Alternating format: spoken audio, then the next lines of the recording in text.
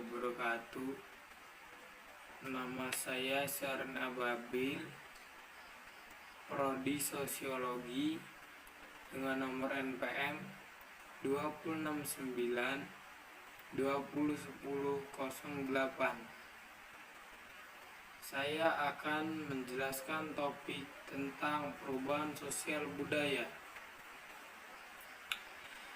Perubahan sosial budaya merupakan perubahan tata kehidupan masyarakat yang mencakup perubahan sosial dan budaya.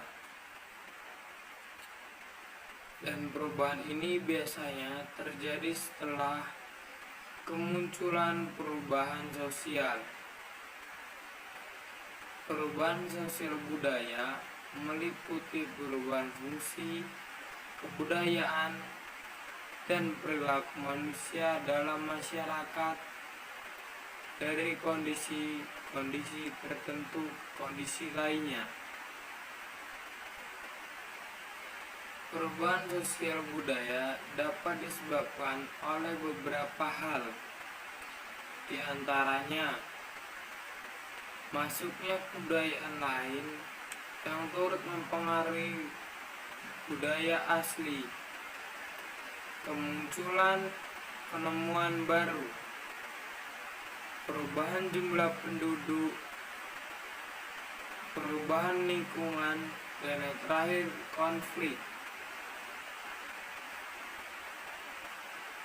Dan perubahan cepat atau lambat. Perubahan cepat atau revolusi merupakan perubahan yang berskala besar yang berlangsung dengan cepat.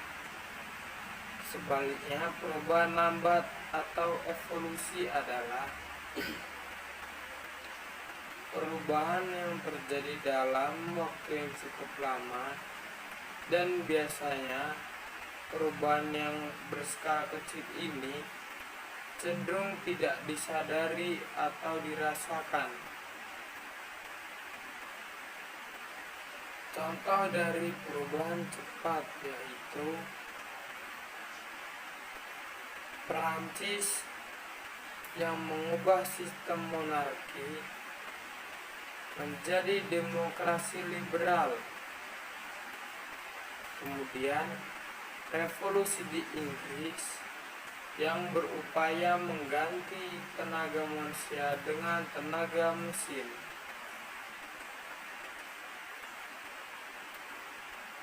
Dan contoh dari perubahan lambat.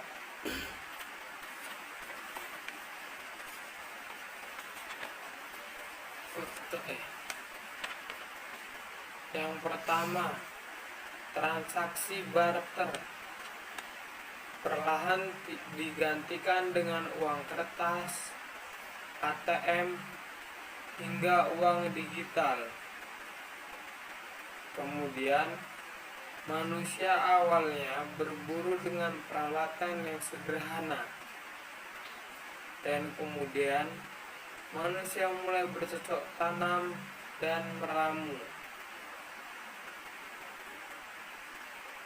Kemudian ada perubahan berdampak besar dan kecil.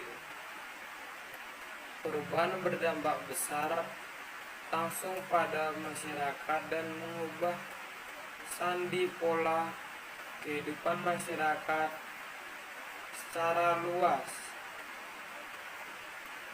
Dan perubahan berdampak kecil adalah perubahan yang tidak terlalu berpengaruh untuk masyarakat.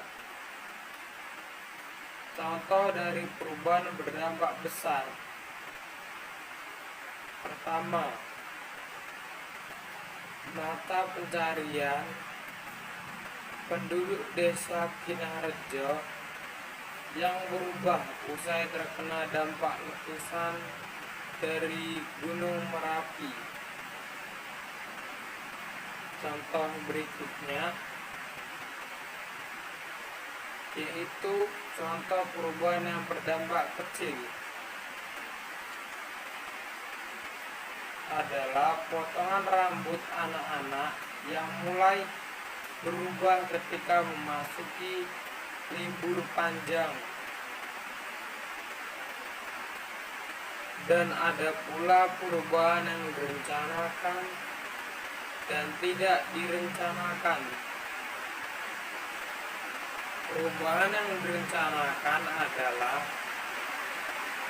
perubahan yang disetujui dan direncanakan dengan matang oleh masyarakat. Dan di sisi lain, perubahan tidak direncanakan terjadi secara spontan dan tidak disengaja. Perubahan ini bisa saja tidak diinginkan, namun kondisi mengharuskannya untuk terjadi. Contoh perubahan yang direncanakan: pertama,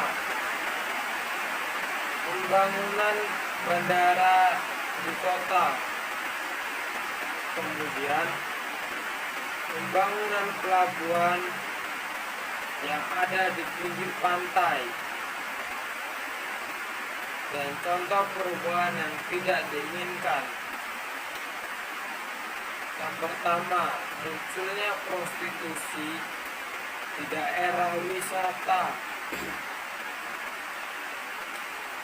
Kemudian, desa yang menjadi tempat wisata secara tidak sengaja.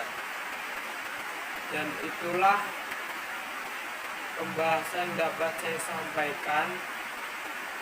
Kurang dan lebih saya mohon maaf. Wassalamualaikum warahmatullahi wabarakatuh.